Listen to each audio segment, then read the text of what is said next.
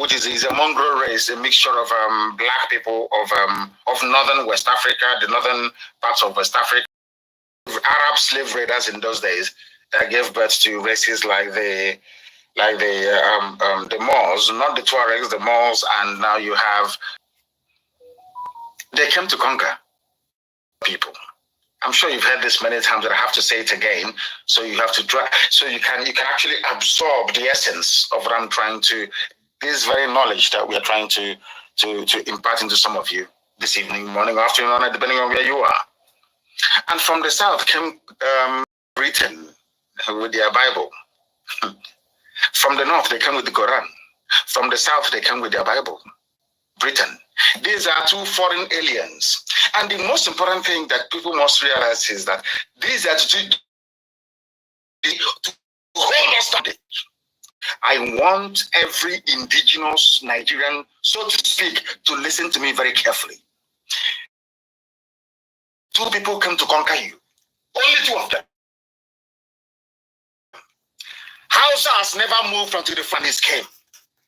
The very proud Habe monarchies of the Hausa kingdoms of the north. I don't think that Kanem Bono tried to expand more than it is today, the Kanem Bono Empire. And one of the reasons why I like Kanuri people, not Abakari, because Abakari was a Shua Arab, not Kanuri. A proud Kanuri man can never support evil. These are the history. This is the history that some of you don't know about. That I'm telling you this evening. An average Kanuri man doesn't support oppression, does not support evil. So we should stop tagging everybody from even the Janjaweed Corn North as Fulani, because they're not. And I'm not saying that the whole of Fulani people are bad. Of course, far from it. There are sensible ones amongst them. Nobody's saying that all Fulani people are bad. Such,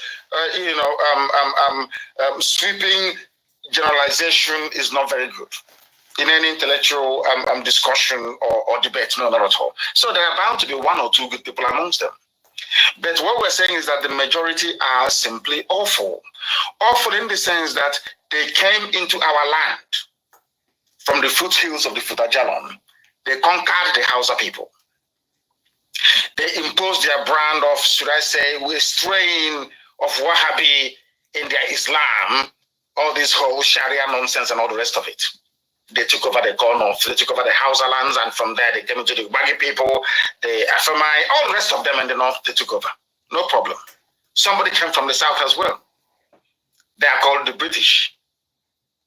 A land of very immensely intelligent and conscientious people.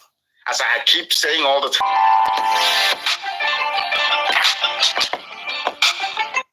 Who stopped slavery.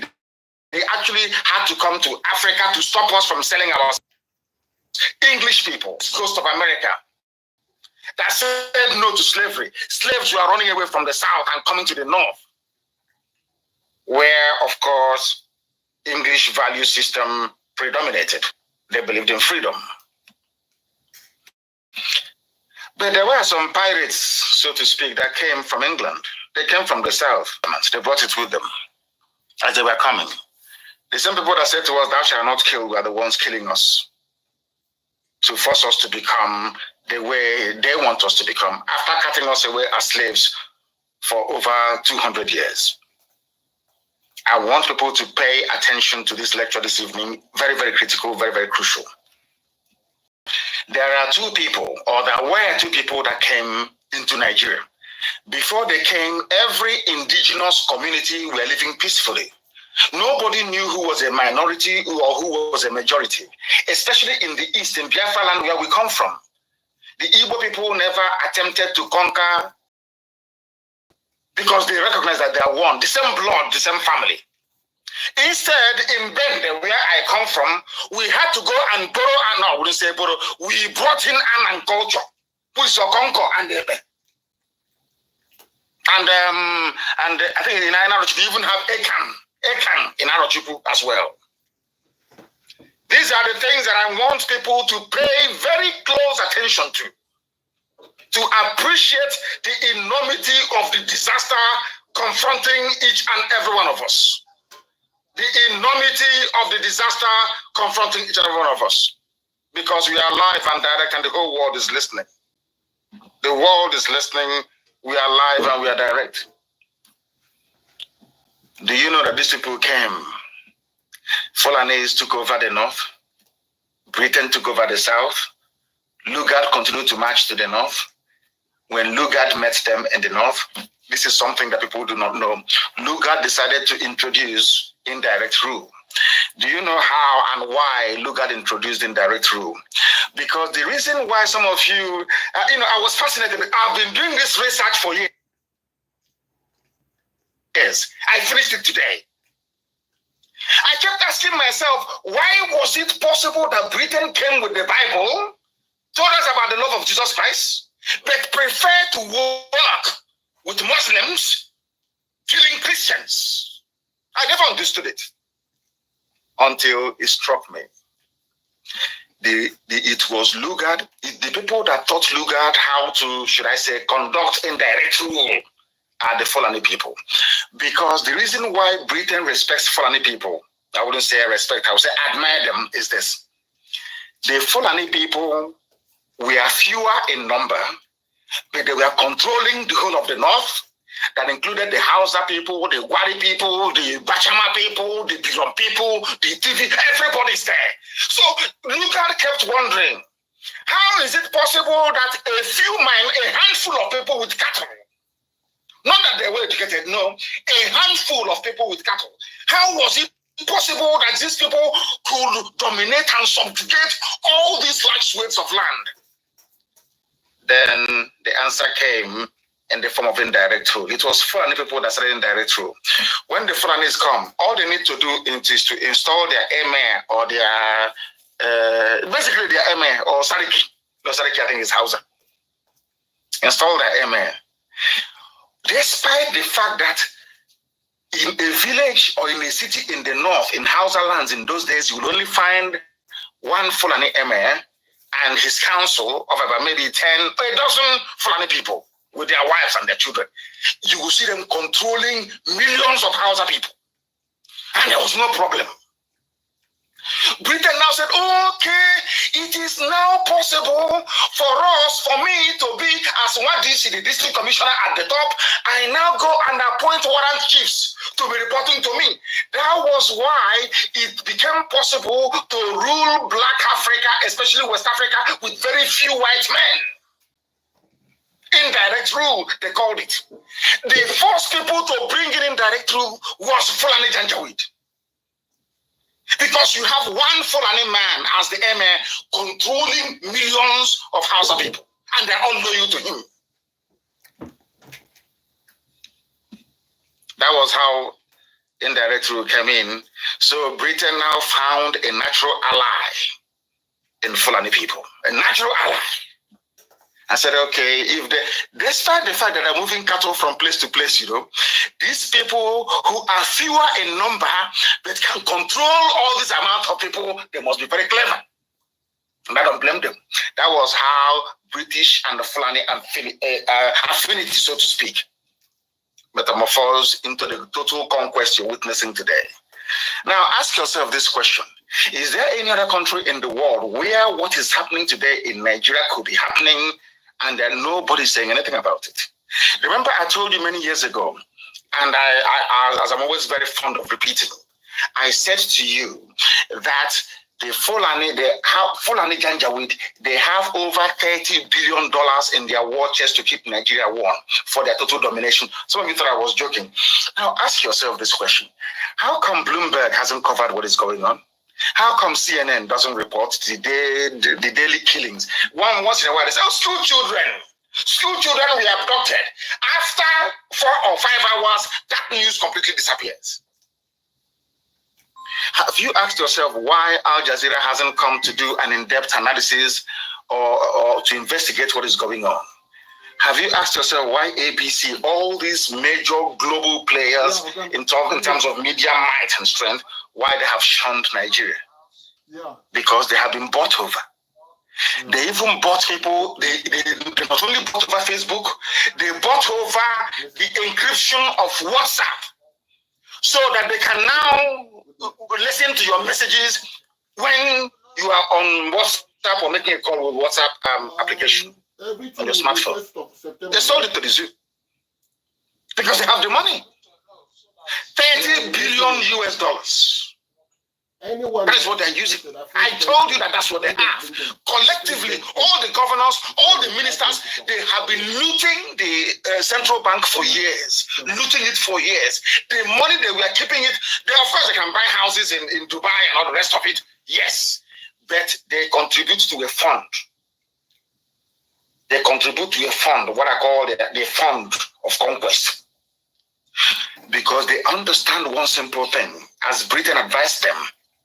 Once you shut the ears of the world, once you suppress this news coming out of Nigeria, the world cannot do anything.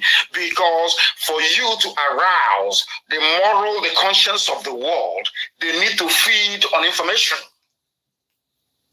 Remember the Rohingya Muslims in Myanmar, if I'm not mistaken. Why was it that the whole world, including the UN, was screaming, Rohingya, Rohingya, give them freedom? Because there was a conscious decision by all the major media groups in the world. Mind you that CNN is owned by an Arab. Are you aware of that? Al Jazeera is owned by an Arab. The biggest investor into Rupert Murdoch's media empire is from Qatar. It's the Qatari royal family. In other words, Fox, Sky News, ABC in Australia, Sun newspaper in England, and all the newspapers in Rupert Murdoch's stable, Arab. The Qatari royal family are the biggest investors. These are the things that people don't actually understand. And I'm even sure, even in Facebook, I'm sure one of the biggest contributors to the fund, the hedge fund they are using to run Facebook is from the Arab world. In other words, a Muslim.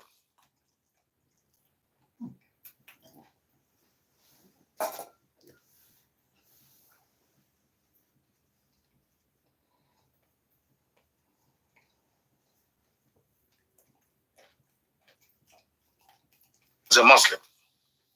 They play a long-term game. They said they would take over the world, and they used to say it when we were in university, undergraduates in England. I never believed them. They said they would take it over. I said it's impossible, and now it is happening before our eyes.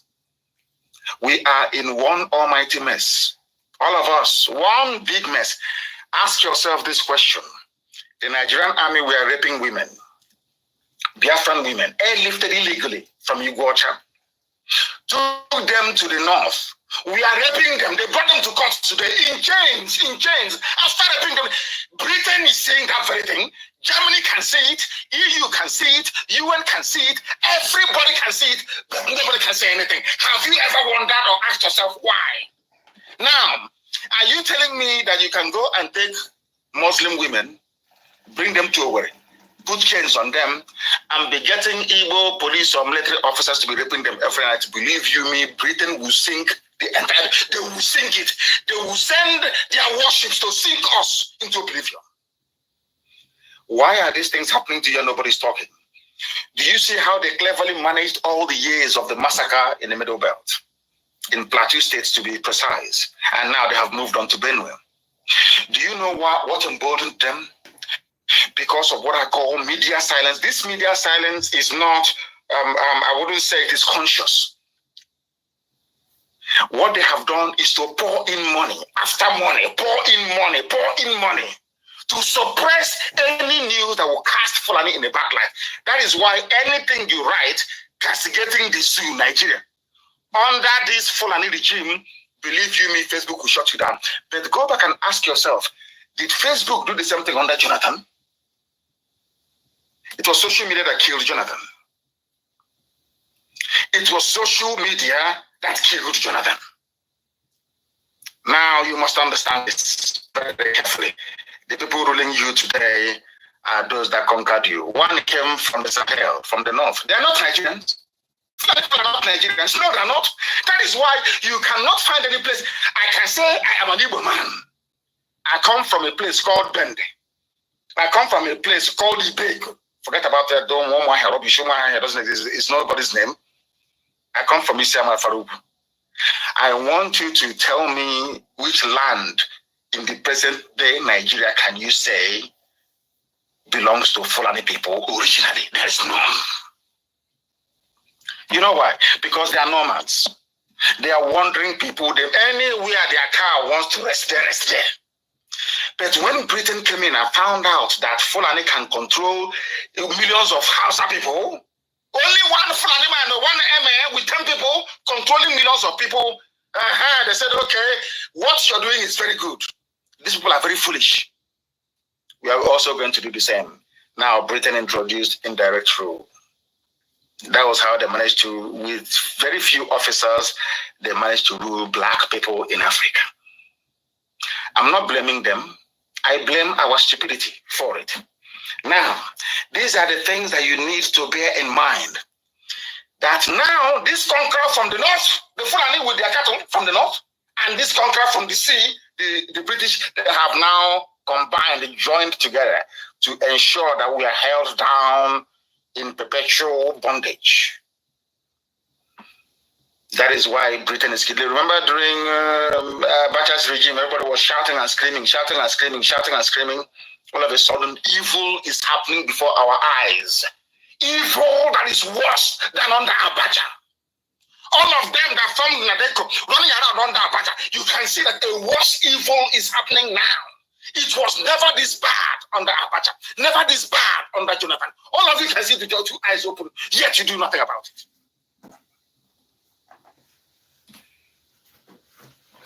Unbelievable. There is no place that you can say that the Fulani people come from. They've been very clever over the years. Babangida, all the rest of them who have all the military rulers, you know, they will give Fulani 80%, they will give you 20%. Fulani 80%. But now, since 2015, it's 100% Fulani, you can do nothing about it. And on top of, because they know they're running out of time. They only have 2 years to complete their game plan. Their master plan, only 2 more years. You know all these Fulanis, these Janjaweed, these terrorists and rapists, bandits you're seeing in the forest, their plan was to unleash mayhem in 2022. That was their plan, to take over our land in 2022. It was the coming of IPOB that stopped them.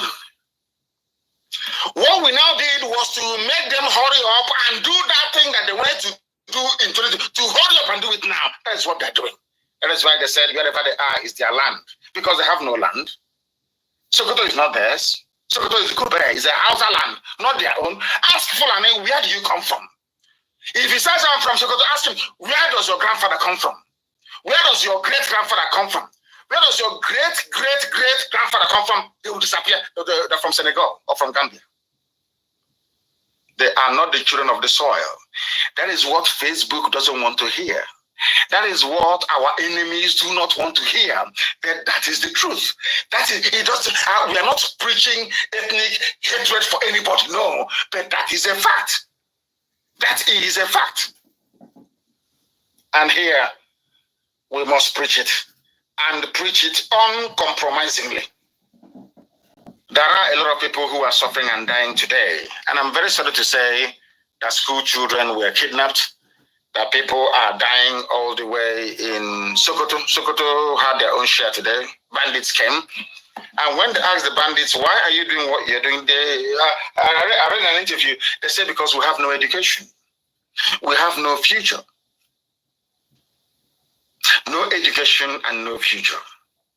Which means that you either kill them or they will continue to fight for whatever they think that they believe in. And heaven knows, because I don't. Whatever they believe in, I have no idea what it is, but it is all to try to conquer you. My appeal tonight to all the indigenous populations of Nigeria, by which I mean all the ethnic components that make up Nigeria, is this: don't allow what happened to Hausa people to happen to you, because you will lose your land, and they are not going to stop. It is in the DNA of the Janjaweed, Fulani Janjaweed, to continue to conquer people. It is in their DNA. They cannot help it. They can't help it. That's who they are. It's in their brain. Every other place they've driven them out. Ghana drove them away. Every place they have driven them out. It's only in the zoo. Why? Because Britain understands it is only in the zoo that they have a sultanate worthy of mention, which is Sokoto Caliphate. That is why it is the headquarters. And that is why all of us are suffering. That is why many people will die. I'm very sorry to say, many will die until we come to our senses to realize that we have no other place or we have no other option than to stand and to fight. The Islamic jihadists came from the Middle East, or should I say from the Sahel, and Quran. Britain came from the sea with their guns and Bible. And together today in Britain and in Fulani Janjaweedism, the Quran has now met the Bible. The Quran is married to the Bible now in the zoo. That is where you have mayhem. That is where you have a failed state. That is where you have bandits roaming about freely. That is where you have a very disheveled and very dirty-looking idiot gain national prominence. Somebody who is a bigot. Somebody who has a conquistador mentality. Abubakar Gumi, whatever his name is. These are the people now taking center stage.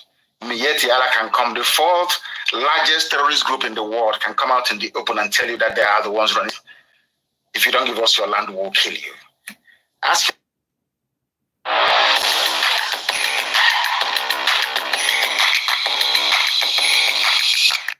in the world can come out in the open and tell you that they are the ones running.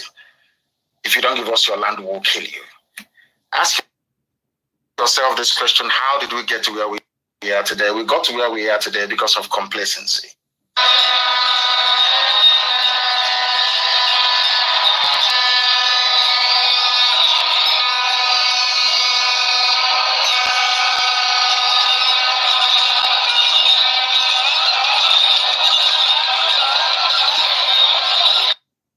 Wonderful people of Biafra, lovers of freedom, you've had this broadcast from Mazi Nnamdi Kanu.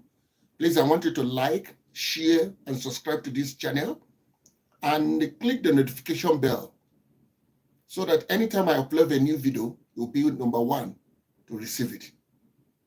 Thank you for listening to this interview. Please, if you'd like to ask any question, if you want to ask any question, just put it down on the comment section, and I will get back to you. Share this video, like and subscribe. Thank you.